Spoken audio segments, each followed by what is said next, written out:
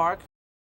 Hey travelers, welcome back to Roberto's Room. So we are talking about episode 5 of Daredevil Born Again Season 2, this one titled The Grand Design.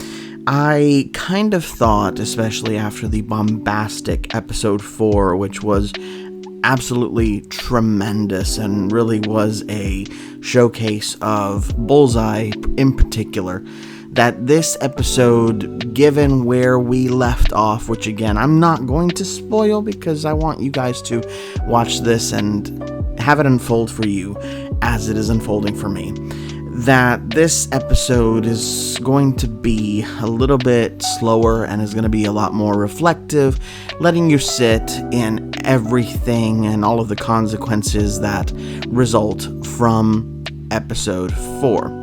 And I was correct in my assumption, because this episode in many ways uses what has happened as a catalyst to look back at a lot of things and really gives some backstory and really some reminders if you haven't seen the Netflix version of the show, which of course this is a continuation of. A little bit of background as to how Fisk and Vanessa met, and a little bit more behind Matt's moral compass than just the basic so-called Catholic guilt, with which he's associated also in the comics. So, like I said, this episode uses a lot of flashbacks, and we get to see Foggy. Not only that, we get to see an old associate of Fisk's as well, Wesley, which of course you know Buck replaced after, and this is really not a spoiler for Born Again, more for the Daredevil Netflix version of the show. Wesley passed because of Karen Page unloading a gun full of bullets into his chest after she was kidnapped. So we get to see him again, which was kind of nice to see the actor back. I don't know if this was old footage, I don't know if this was new, but it looked straight out of the old show, and which had a little bit of a darker aesthetic. And again, this show sits with the stories and Matt as well having to escape with Bullseye from last episode, and we really get to see Matt struggling with whether or not to save Bullseye, especially with what happened in the beginning of episode 1 of Daredevil Born Again Season 1 with Foggy getting killed by Bullseye. And I really like this episode. There's a lot going on, a lot of different plot threads in this so-called grand design.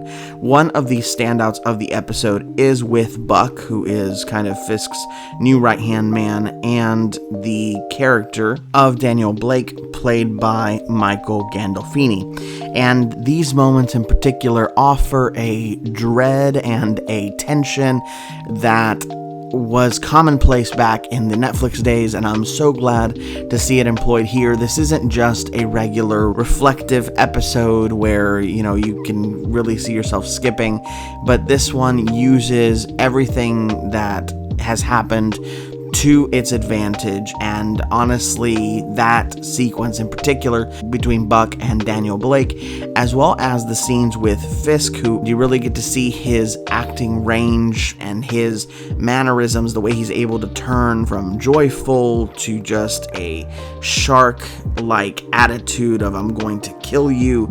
It is just masterful to see, and no wonder that him and Charlie Cox are executive producers on this show, because they own these characters, and it is just a wonder to see all of them just doing what they do best. There is a reference to something that I'm hoping will result in maybe somebody coming back from the Netflix era. Fingers crossed. I know Jessica Jones is coming back, as you know from the trailers, but I'm really excited to see where they take this season next, especially with what happens at the very end of this episode, which again, I'm not going to spoil, but I think, again, just like with the entire season so far, it is a marked improvement on season 1, and I'm so excited to see what happens next. Have you seen Daredevil Born Again Season 2, Episode 5? If you have, drop a comment down below, let me know what you thought, and as well, before you go, my puppies and I would love for you to like, share, and subscribe. Thank you so much for watching this review with me, travelers, and as always, go with grace.